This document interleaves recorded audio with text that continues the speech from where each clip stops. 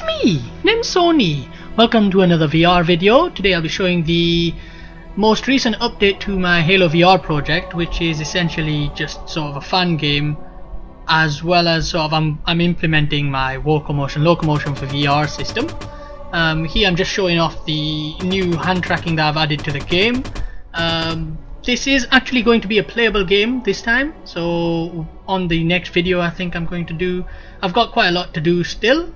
You can see the character motion is all completely tracked, and the actual walking system is my Locomotion system, which is called Locomotion. If you haven't tried that out, there's a demo of it on itch.io, which allows you to play as sort of a Super Mario Bros. Remake of the original game, but in VR, using that Locomotion system. Here I'm just showing off the new pickup system, which is essentially your usual VR system mixed with a bit of Halo's pickup system. I can also jump, like using my own sort of body. I have to physically jump. Again, try out the Locomotion system. It's on itch.io. You can try it out. So anyways, back to the pickups. The way they work is exactly like your normal VR, where you put your hand next to that weapon, pick it up by grabbing that grip button, except this time you actually hold the grip button to pick up the weapons, exactly like in Halo. If you tap the grip button, that acts as a reload button for that weapon, so this happens separately for each weapon, for each hand.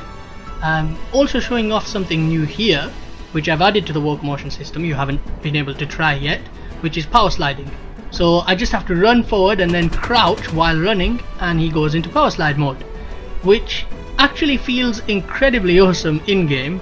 You can't see properly right now because the field of view on screen is nowhere near what I see in the headset, so you can't see his feet switching to power slide mode. The actual foot animations that you're seeing in the game are not actual animations, they're all completely mathematically calculated, so each step lands on the ground where you're moving to. You can see just there that I've got a bit of a power slide animation. You can just about see on the edge of the screen. The HUD that you're seeing on screen looks a little bit offset on screen. That's because the whole thing has been redesigned from scratch for VR with a lot of depth to it. So those distance lines that you see in the center just below the shield bar, those are actually in the distance within your HUD. It's incredibly cool, and I think a lot of people will love just sort of seeing how this game feels, how this game looks in game in VR.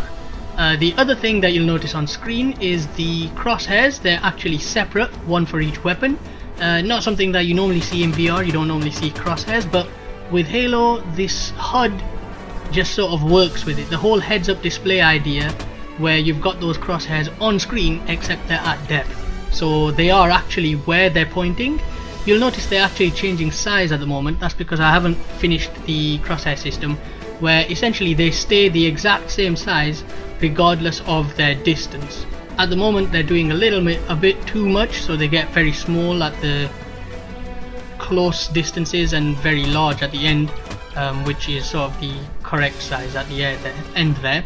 You can see how the HDR lighting is working fine in the cave and in all of the areas that I've gone through. The system is pretty much finished in terms of the movement system. I'm going to add a lot more weapons. I'm going to sort of fix the grenade system. Will work exactly as you're seeing here as well. You drop your weapon and then you can pull your trigger from next to your side. Here I'm power sliding again, and then throw the grenades like that. So it's very much just working as a Halo game, and that's about all you're going to see right now. I'll show you a little more later on, so goodbye.